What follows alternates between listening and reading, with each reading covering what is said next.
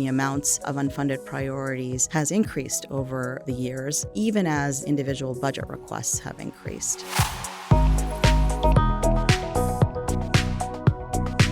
Hi, and welcome to GAO's Watchdog Report, your source for fact-based, nonpartisan news and information from the U.S. Government Accountability Office. I'm your host, Holly Hobbs. The U.S. defense budget is very large. It makes up about half of all federal discretionary spending. But even so, there are billions of dollars in unfunded priorities that could impact the military's mission and combat readiness. We'll learn more about this issue from GAO's Rashmi Agarwal and Mona Sehgal, who led work for a new report on this topic. Thanks for joining us. Thanks for having me. Happy to be here. Mona, maybe you can start us off with, what is an unfunded priority? What does that mean? Yeah. So all federal agencies submit an annual budget to Congress. This is under the President's budget request. DOD has a unique role in that Congress asks DOD components to provide their priority of things that did not make it into that President's budget. So unfunded priority list is basically these various components communicating to Congress, here are some additional things that are not in the President's budget that we think are priorities for us. Rashmi, could you give us an example of what some of these unfunded priorities might be? Sure. Unfunded priorities, they really can cover a range of items.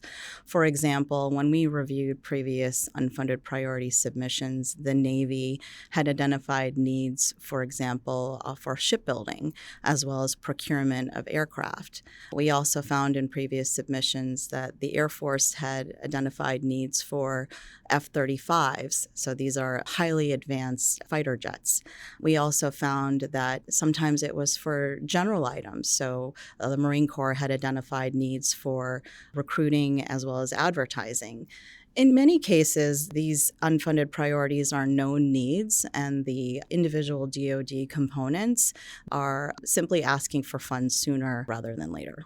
Mona, we looked at several years' worth of unfunded priorities, right? Yeah, so we looked at 6 years from fiscal 2020 to fiscal 25.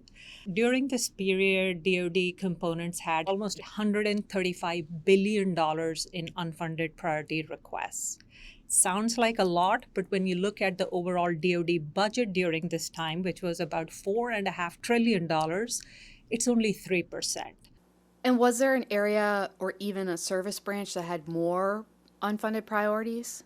The services, Army, Navy, Air Force, Marine Corps, Space Force, comprise the bulk of this request. So about 70% is what the services requested.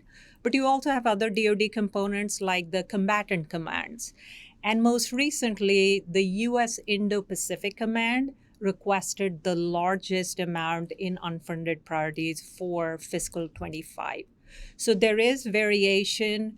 Navy top in terms of services that requested over the 6-year period.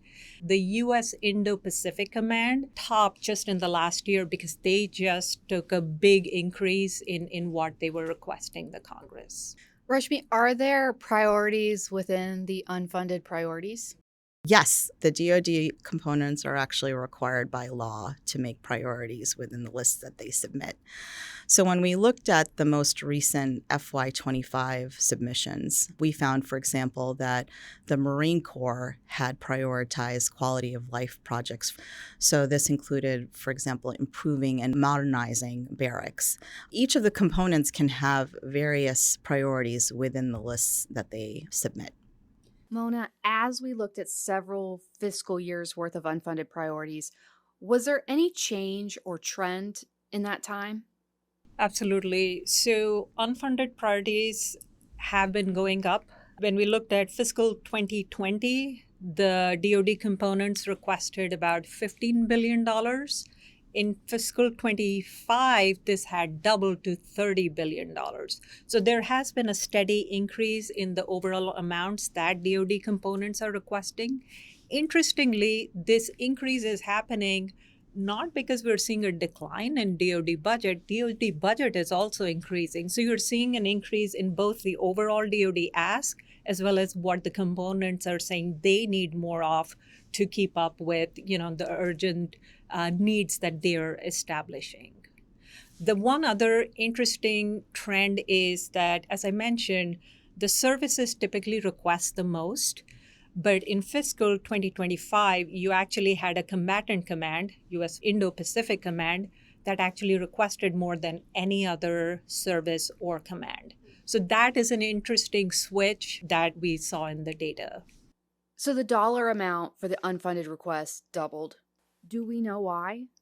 Yeah. So as I mentioned, a few different reasons. One, new leadership determining that, hey, this is where we need to prioritize what kind of equipment and material we need.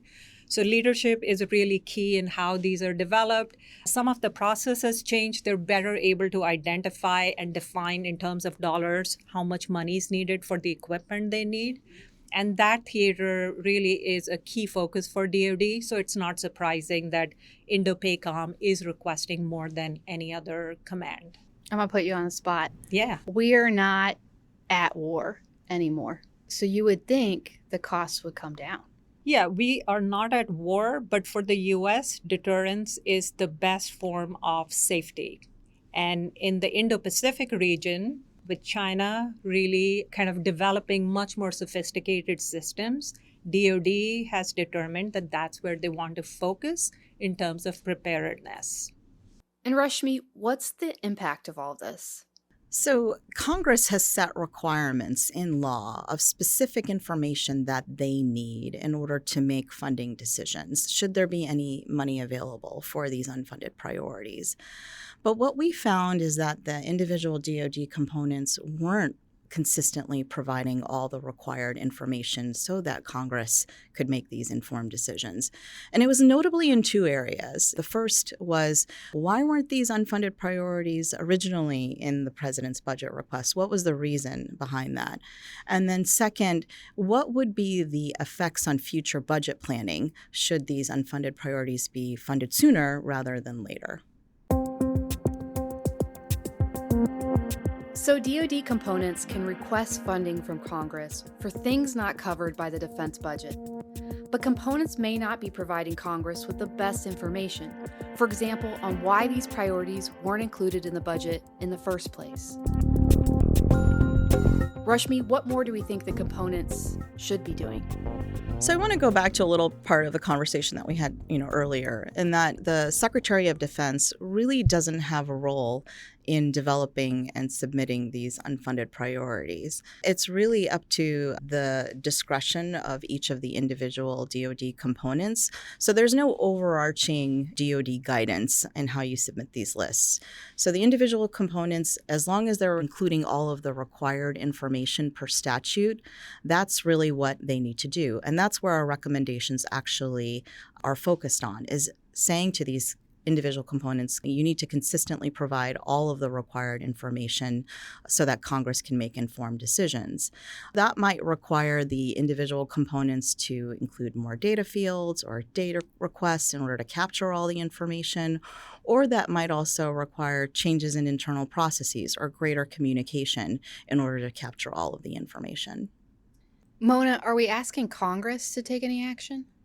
Yes, one of the things that we found was there is a degree of confusion among the components about what format to use in providing this information.